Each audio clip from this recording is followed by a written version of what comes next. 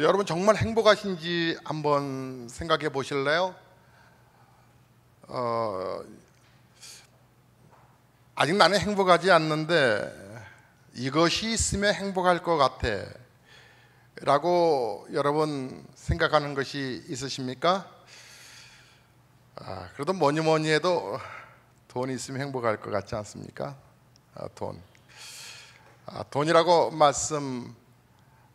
하시는 걸 주저하지 않으시겠죠. 건강 있으면 행복할 것 같아요. 돈 있으면 뭐예요? 다 몸 아프면 소용없지. 자, 건강하면 행복하실 것 같습니까? 좀 직장에서 여러분 계속 승진하지 못하고 계속 그냥 눈칫밥 먹는 것 같아서 열받아 죽겠어요. 승진했으면 행복할 것 같으시죠? 자, 승진하면 정말 행복할까? 우리 자식들 이왕이면 공부 잘하면 참 좋겠는데 애들 공부 잘하면 행복하실 것 같죠? 정말 행복할까? 정말 여러분 무엇이 있으면 행복하실 것 같으세요? 우리 노처녀 노총각들은 결혼하면 행복할 것 같죠? 예.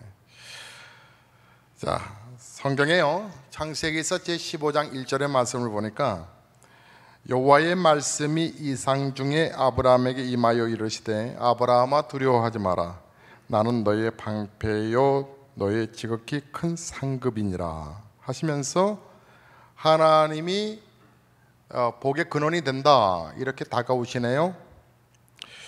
다윗이요 이런 말을 해요. 주밖에 나의 복은 없습니다.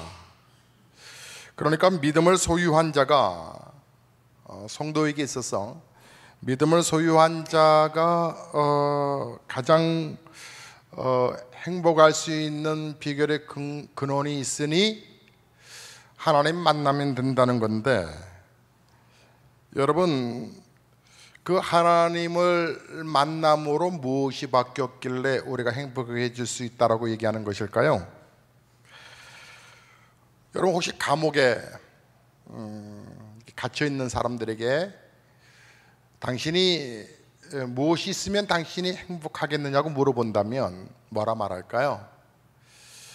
좀 사식이 좀 많이 들어왔으면 행복할 것 같아요 이렇게 말할까요? 저는 좀 이렇게 동료가 같은 죄수인데 동료가 좀 차분한 사람 있었으면 감옥 생활에 내가 행복할 것 같아요 이렇게 말할까요? 돈이라고 말할까요? 건강이라고 말할까요? 아마 죄수에게 있어서 그가 가장 정말 원하는 행복함이 있다면 이 감옥에서 나와서 자유함을 얻는 거 외에 그건 뭐 있겠어요? 내가 좀 감옥에서 나오는 게 제일 행복하지 않겠어요? 죽음에서 생명으로 나오는 거 더군다나 사형수가 형 집행 특사로 나오게 되는 거 여러분 그 다음에야 결혼을 하던 건강이 또 복을 받던 이런 또 행복이 이어져 가는 것이지 죄로 죽을 수밖에 없었던 우리가 하나님의 풍성하신 은혜와 특사가 되어 하나님의 은총으로 예수 그리스도를 통하여서 우리에게 얻어진 것이 있으니 바로 하나님의 자녀의 복인데 여러분 하나님의 자녀로서 행복을 누리냐는 거죠. 그게 가장 성경에는 큰 복이라 그러는데 여러분 아무리 보석이 있다 할지라도 그 보석의 가치 모르면 의미 없고요 그렇죠? 돌멩이에 지나지 않죠? 그와 같이 천국의 복을 아는 사람들만이 누리는 복이 있는데 혹시 여러분 그 복 아세요? 성경에는 그것을 비밀이라 말하기도 해요. 그 비밀을 우리에게 알게 하셨다 그래요. 예수 믿으면서도 내가 진짜 행복의 근원 하나님을 경험하지 못하고 신앙생활 한다는 것에 대해서 우리는 조금 고민 좀 해봐야 될 것 같아요. 여러분 정말 예수 믿으시면서 정말 행복하냐고요? 여러분 하나님이 만드신 세상은 어떤 세상일까? 성경에 창세기에서 보면 하나님이 말씀으로 창조하셨는데 그 창조하신 말씀의 세계를 보고 하나님이 기뻐하셨다 이렇게 표현되고 있죠. 근데 참 현장감이 좀 떨어지는 것 같아요. 하나님이 감탄하셨다는데 정말 그 세상이 어떠한 세상인지 피부로 확 덜 와닿는 것 같아요.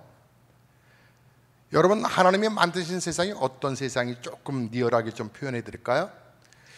요한계시록 21장을 보면 거기에 하나님께서 다시 만드신 세상이 있으니 그 세상에 대해서 새하늘과 새 땅 21장에서 1절부터 쭉 얘기하는데 이렇게 표현을 해요. 제가 좀 읽어 드릴게요.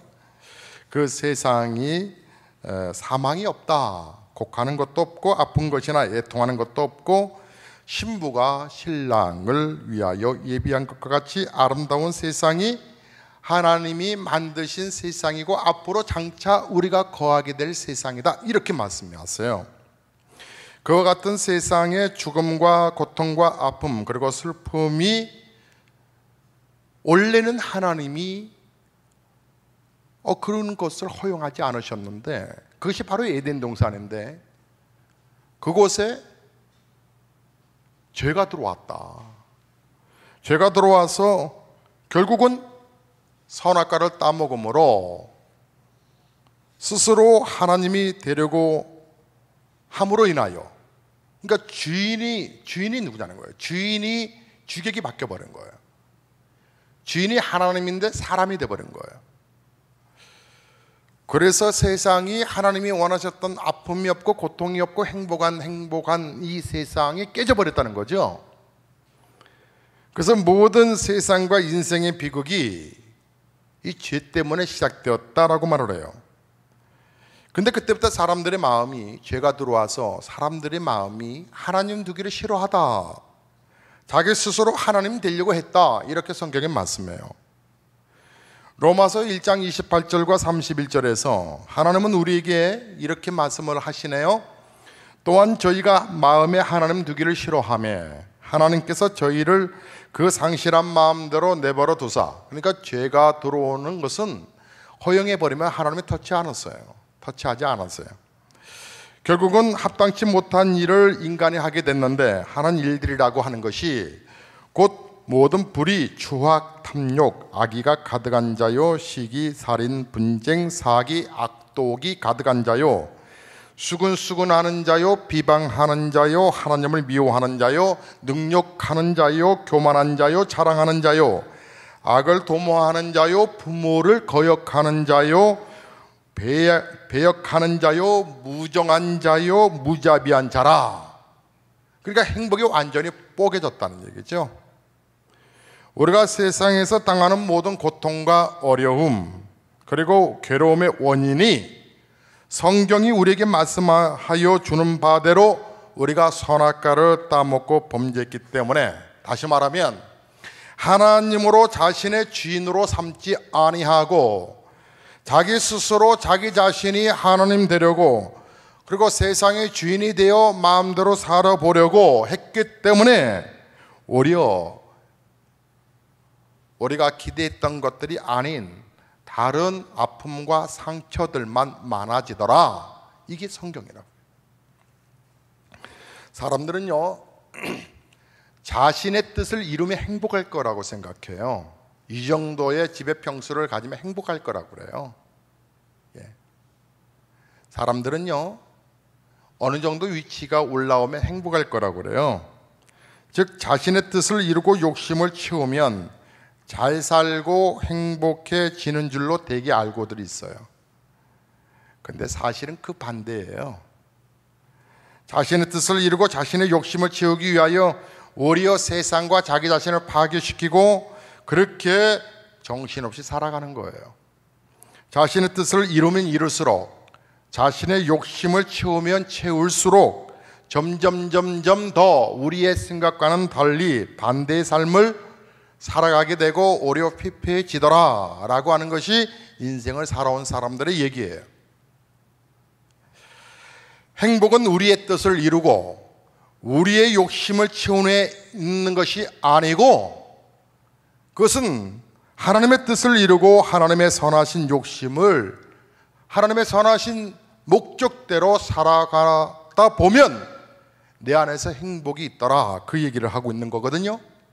자기를 비우고 욕심을 비우고 하나님을 하나님으로, 자신과 세상의 주인으로 우리 하나님을 그렇게 인정하고 그분의 뜻을 따라 살기 시작하면 세상은 점점 아름다워지게 될 거고, 내가 속해 있는 그 어떤 공동체와 그 환경들이 점점 행복의 그 기운이 함께 퍼져간다는 얘기거든요. 여러분 시편 말씀 잘 아시죠? 시편 제23편의 말씀 말이에요. 이 시편 제23편의 말씀은 아기가 태어나면 그 아기 집에, 그 태어난 가정에 이 말씀 붙들고 기도해 주면 참 좋아요. 또 성도님들 이제 생일을 맞이하게 돼서 생일 감사 예배 될 때 이 말씀 인용하면 참 좋아요. 이 말씀뿐만 아니라 사업장 오픈할 때에도 이 말씀 쓰면 참 좋아요. 시편 제23편의 말씀은 심지어 장례식장에서도 이 말씀을 사용하면 참 좋아요. 왜 그래요?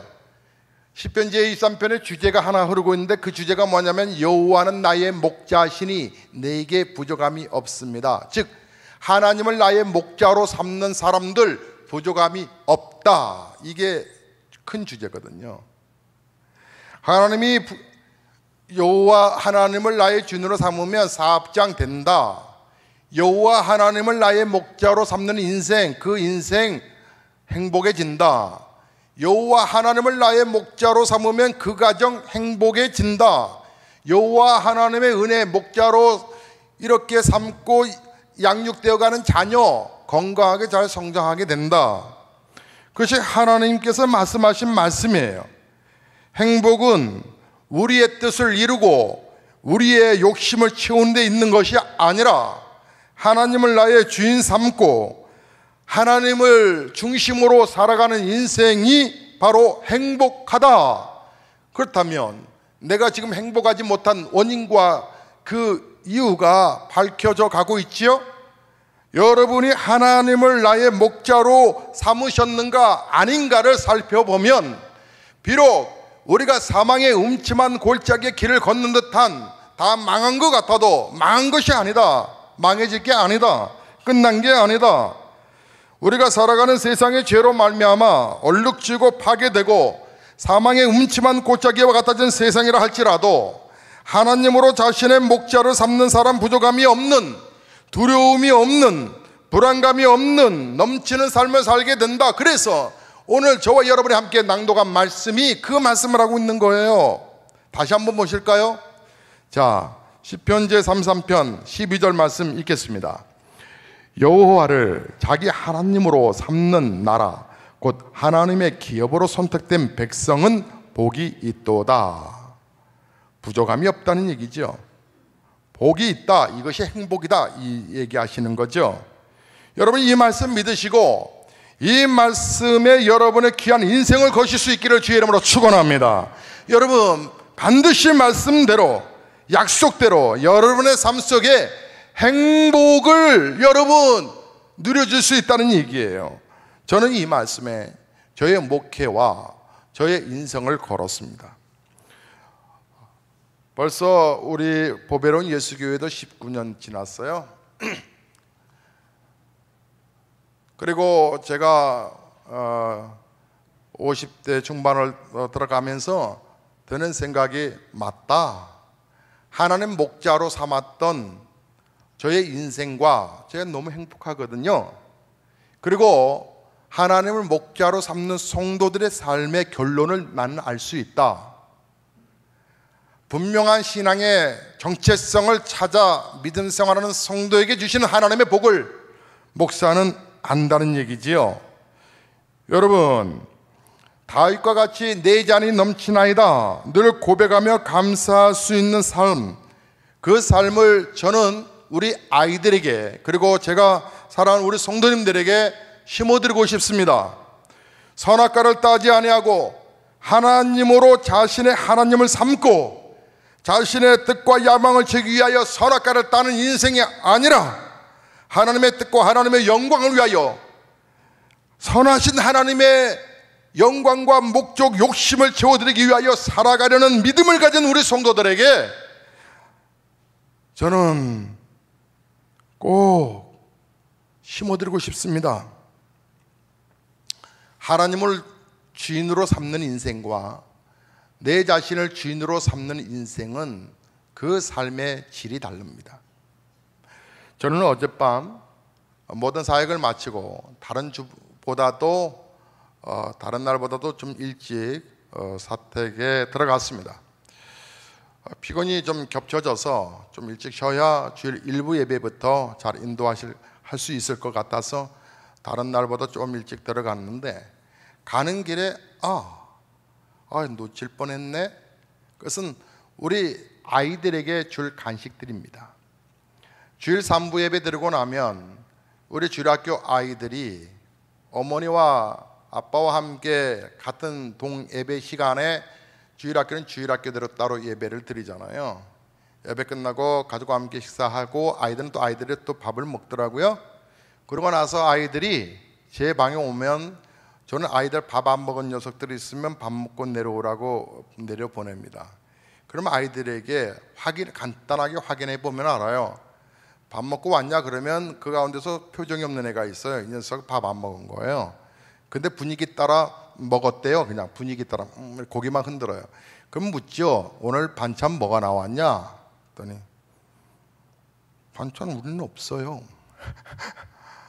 아니 오늘 국이 뭐가 나왔냐고. 그럼 애가 막 얼버무립니다. 그럼 옆에 있는 애가 콩나물도 들어있었고요, 북엇국 같았나? 어느 날은 미역국이 참 맛있었답니다. 목사님 미역국 나왔는데 참 시원해요. 아니 뜨거운 걸 먹었을 텐데 애가 벌써부터 나이가 먹었나? 이 아이가 애 늙은이가 됐나? 이 뜨거운 걸 먹고 시원하다고 저한테 말합니다. 목사님도 빨리 내려가서 미역국 좀 드세요, 이렇게 말합니다. 아이들이 참 이쁩니다. 그 아이들 데리고 제가 꼭 한 놈씩 기도해 줄 때도 있고, 단체로 들어오면 단체 기도하는데 기도 내용에 빠지지 않는 게 뭐라고요? 하나님, 이 아이가 지혜롭게 해주시고 건강하게 해주시고, 하나님 나라의 큰 인물, 민족의 큰 인물, 가문의 큰 인물 되게 해달라고 목사가 기도합니다. 근데 아이들이 기도의 능력을 알고 기도의 맛을 알아서 달려올까요? 아니에요. 간식 때문에 오는 거예요. 저는 아이들 마음 알아요. 그래서 간식을 놓고 간 거예요. 준비가 덜 된 거예요. 그래서 동네 마트에 들어가서 제가 아이들 위해서 간식을 준비했습니다. 간식 준비하는데 재밌던데요, 행복했어요. 피곤한 몸이었지만 차로 돌려서 다시 마트에 가서 아이들 위해서 간식을 준비하는 목사가 그냥 행복했어요. 여러분 예배 끝나고 아이들 보내시기 바랍니다. 오늘은 또 특별한 간식을 줄 겁니다. 저는 보배로운 예수교회 담임 목사로서 여러분 아이들뿐만 아니라 여러분에게도 하나님의 사랑을 정말 심어드리고 싶습니다. 예수님은 입으로 주여 주여 하는 자마다 구원 얻는 것이 아니라고 우리에게 말씀해 주셨습니다.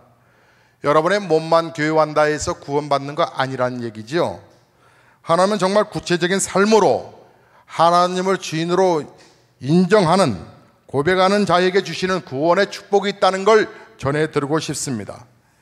구체적인 삶의 자리에서 그렇다면 하나님이 주인 되심을 고백한다라고 할 때 그것은 과연 구체적으로 어떤 액션이 필요하다는 얘기일까요? 여러분 저는 그것을 돈과 저는 명예라고 생각합니다. 다시 말하면 물질과 자리, 자기 위치의 자리라고 생각을 해봅니다.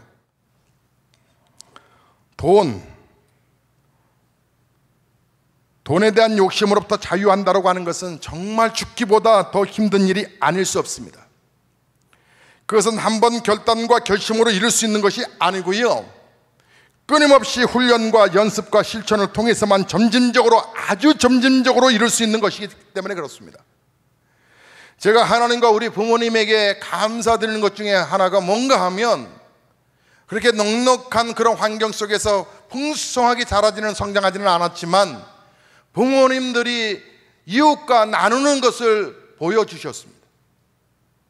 형제들과 나누는 것을 저희 부모는 보여주셨습니다. 이웃과 나누는 것을 행복해 하셨습니다. 그래서 그것을 보고 저도 나누겠다고 하는 마음을 심어주신 부모님께 감사를 드리고, 물질에 대한 여유가 풍성하게는 없었지만 그럼에도 불구하고 나눌 수 있는 삶을 보여주신 부모의 유전자가 있음에 감사하고, 더불어 저는 교회학교, 주일학교 선생님들을 정말 잘 만났습니다. 주일학교 때 왜 저라고 떠들지 않았겠어요? 그런데 선생님이 끊임없이 이쁘다며 저를 안아주셨습니다. 장로님들 교회학교 부장으로 일찍 오셔서 아이들 하나하나를 안아주셨습니다. 당시에 뭐 먹을 게 특별한 게 없는데 이렇게 풀빵인가 빵인가 찐빵인가를 이렇게 주셨던 기억이 납니다. 너 아침 먹었냐 안 먹었냐, 아마 아침 안 먹은 애들이 있었던 거겠죠. 그러니까 예배 드리기 전에 야 배고프면 예배 못 드리니까 빵이라도 먼저 먹어라 해서 무슨 찐빵 같은 걸 이렇게 주셨던 것이 기억이 납니다. 선생님들은 끝없이 저를 축복하셨습니다. 학생 때는 더 좋은 선생님을 만났습니다. 그런데 주일학교 학생부 청년부 오면서 공통적으로 선생님들이 또 교회에서 확실하게 심어주신 것이 있습니다. 그것은 주일 성수를 잘해야 한다고 하는 것입니다. 예배가 소중하다고 하는 것을 심어주셨습니다. 예배는 늦게 오는 것이 아니라고. 그리고 헌금 드림에 관해서도 정확하게 알려주셨습니다. 저는 어려서부터 그래서 그런지 헌금 드리는 걸 아까워하지 않았습니다. 그와 같은 무의식적인 훈련을 통해서 크게 힘들지 아니하게 섬에서 교회를 건축할 때도, 또 부목사로 있으면서 특별 헌금을 드릴 때도, 우리 교회를 세워 여기까지 오면서도 여러분이 깜짝 놀랄 만큼의 헌금들이 담겨져 있습니다. 그러나 이 모든 것 또한 하나님의 은혜였을 뿐이지 특별히 자랑할 내용이 전혀 아닙니다.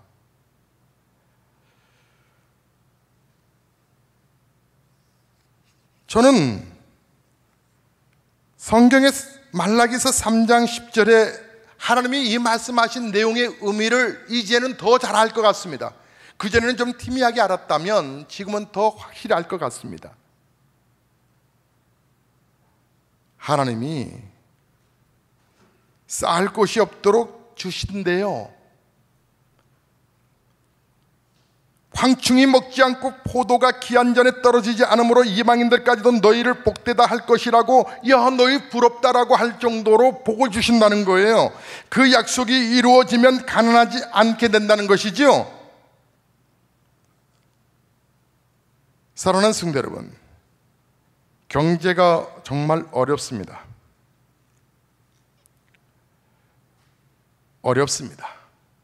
청년들의 직장 생활 하는 것도 어렵고, 대학을 졸업해 가는 청년들의 한숨은 깊어져 갑니다. 또한 사업하시는 성도들 만만치 않죠? 여러분, 남편의 그 월급 가지고 생활하기 힘드시죠? 우리 교인들 중에 이보다도 더 생활이 어려운 성도들도 여럿이 있습니다. 우리 성도들 중에 그렇게 고생하는 성도들이 있기에 마음이 편치 않습니다. 그런데 여러분 아시지요? 사람이 돈의 주인이 되면 돈 때문에 사람들이 돌아버립니다. 사람들이 고생하게 되고요, 하나님이 돈의 주인이 되셔야만 사람들이 돈으로부터 자유로울 수가 있습니다.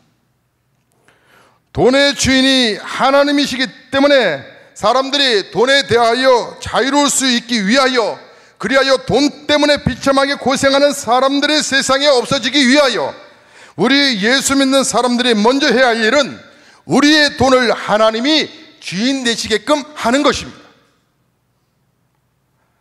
그러기 위하여 여러분 정직한 11조 훈련부터 받으셔야 합니다. 쓰고 남은 돈으로 11조를 드릴 수 없고요, 11조 조금 떼고 남은 돈으로 사는, 그것이 좀 더 유익일 것 같지만 11조 제대로 떼고 제대로 떼서 남은 돈이 더 줄어들다 할지라도 그것으로 사는 훈련이 왜 필요하냐면, 그것은 살림을 하는 주부뿐만 아니라 사업을 하는 사업가도 마찬가지고요. 하나님의 11조를 사업의 자본으로 투자하는 것은 어리석은 망하는 지름길이라는 것을 기억하십시오. 많은 사람들은 어려워서 11조를 할 수 없다라고 말합니다. 억지 같아 보이지만 어려우니까 11조를 더 하셔야 합니다. 넉넉할 때의 11조도 힘들지만 어려울 때의 11조가 더 어렵겠지요. 그러나 11조에는 하나님의 약속이 붙어 있거든요. 우리가 하나님을 나의 주인으로 삼는다면 여러분 눈 딱 감고 11조 하셔야 합니다.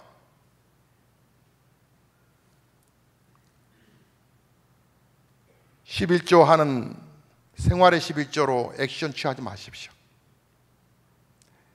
그런 신자들이 모인 교회가 여러분 정말 행복한 교회가 될까요? 우리가 꿈꾸는 교회가 되시려면 모두가 다 하나님 앞에 정직하게 그런 마음으로 의식을 갖고 하나님을 하나님으로 주인 삼는 저 교회, 어떤 파급력과 어떤 능력들이 나타날지에 대해서 여러분 기대를 하셔야 합니다.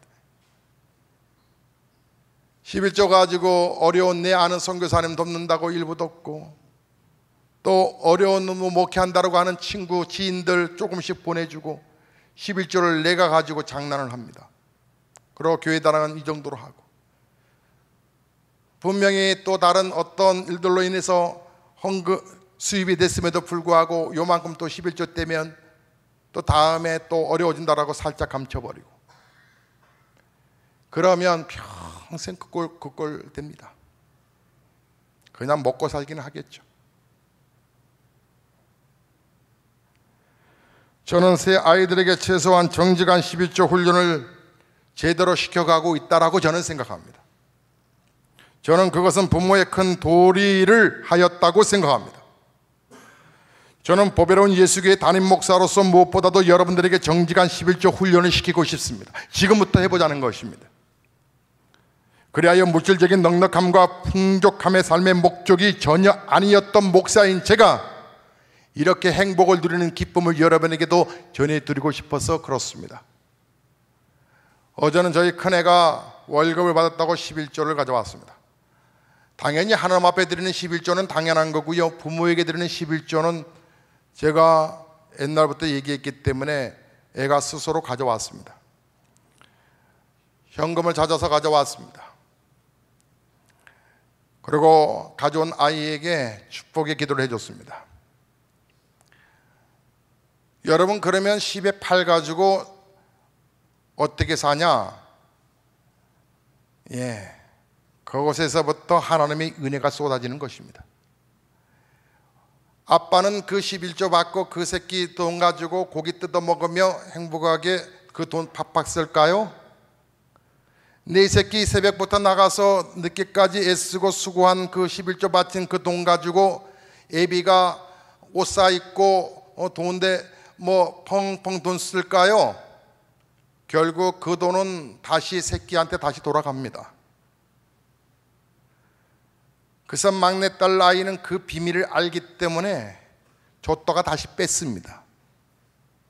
그래도 이쁩니다.